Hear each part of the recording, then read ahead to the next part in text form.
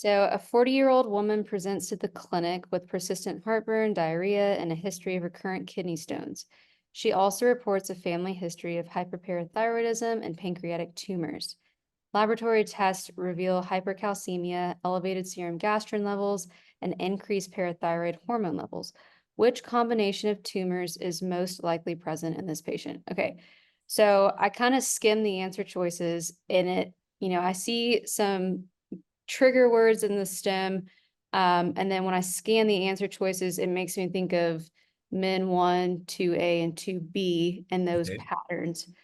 So with that being said, in the stem, what do we have? So we have hyperparathyroidism. So that's telling me it could potentially be part of min 1 or 2A. Pancreatic, that's definitely part of min 1. So I'm thinking min 1, hypercalcemia, gastrin, parathyroid. So I see parathyroid again. So I think it's min 1. And so that would be pancreas, pituitary, and parathyroid. So that would be which one is that? Pancreas. So is it C? Okay. Okay. So this is where, I think you worked through that beautifully. I'm going to change some of your things. Okay. So I want you to always read the question first. Okay. Okay. So we'll start with that. Which combination of tumors is most likely present in this patient? Okay. So let me see. My bad handwriting usually allows you to remember, right? Step one, I'm going to have you read the question first.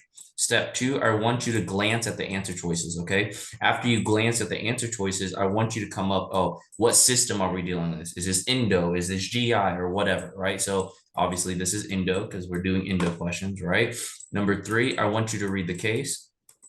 Okay, I call the case as kind of the patient presentation or the clinical vignette. There's a lot of things you can call it, right? And as you're reading the case, I want you to highlight things of clinical significance. 40-year-old, woman presents to clinic, so it's a stable issue, not urgent or emergent, right? Persistent heartburn, diarrhea, and a history of recurrent stones, so that's the chief complaint. She also reports a family history of hyperparathyroidism and pancreatic tumors, so that means that in your mind you have to be thinking there's some hereditary component to this, right? Laboratory test reveals hypercalcemia, elevated gastrin levels, and increased parathyroid hormone levels. Okay, so after you read that, right, I always say number 4, labs or imaging if you have any, right? Lab/imaging. Okay. And what I mean by labs or imaging is that if you do have lab values, I want you to highlight everything that's abnormal. Okay. It only takes you 20, 30 seconds, but it's going to give you more pieces of evidence and it's going to help you. If you have an image, what is an image? A CT scan, an MRI, a histology slide.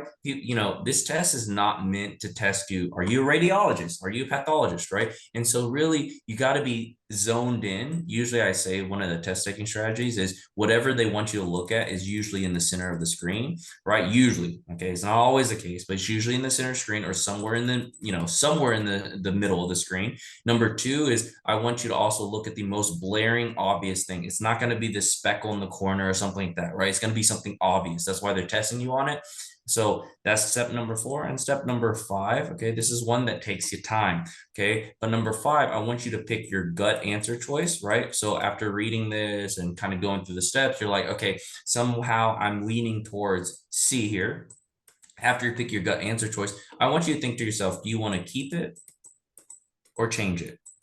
Okay, and this is highly important. Okay, I want you to only change your answer if you're 100% sure that there's another piece of evidence that supports your answer. I don't want you to be wishy-washy and be, well, maybe it's MEN2A, so I'm going to switch to A or B, right? I'm not sure, but I'm going to switch it. That's a horrible way to change your answer choice. You should always keep your gut answer choice unless you're 100% sure. And the way I explain your gut answer choice is that it's your subconscious telling you after all the hours and weeks and days that you've been studying that, hey, for some reason, I'm leaning towards C. I can't tell you exactly why. You can't pull it to the forefront of your conscious right now, but your subconscious is kind of telling you, okay, that's the answer that's in my gut, right? And so you always want to keep that unless you remember a fact that is 100% true that switches the answer. Does it make sense so far?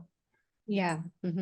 Okay, perfect. So do those 5 steps every single time. And after you master those 5 steps, the next thing you should be thinking of, what is the diagnosis, right? After kind of, doing those 5 steps, right? You're thinking diagnosis, and then after you figure out the diagnosis, usually what is the treatment? So those are kind of your steps, your linear steps. So the whole idea behind test taking strategies is that whenever we go through questions, the more how to say logical, and the more logical and linear process the way you think, you should be able to explain a question to me from start to finish, and I'm able to follow completely without having to kind of jump around and kind of follow you of what you're thinking, right? So you want to be very efficient in how you think.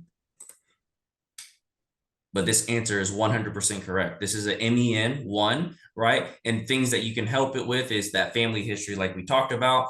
The hypercalcemia gives you that elevated IPTH or PTH level. Gastrin level should zone you in that it's a pancreatic gastrinoma, right? And then of course, right, that will lead you to your MEN1, which means that likely they're gonna have a brain tumor too, or pituitary adenoma. So you did that beautifully. I just want to switch up a little bit of the efficiency of how you're thinking.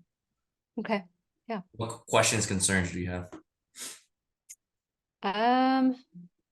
Nothing right now. So just make sure, like, when you first see the question, read like the last sentence first and then Yep. scan. Okay. Yep. All right, let's do the next one here.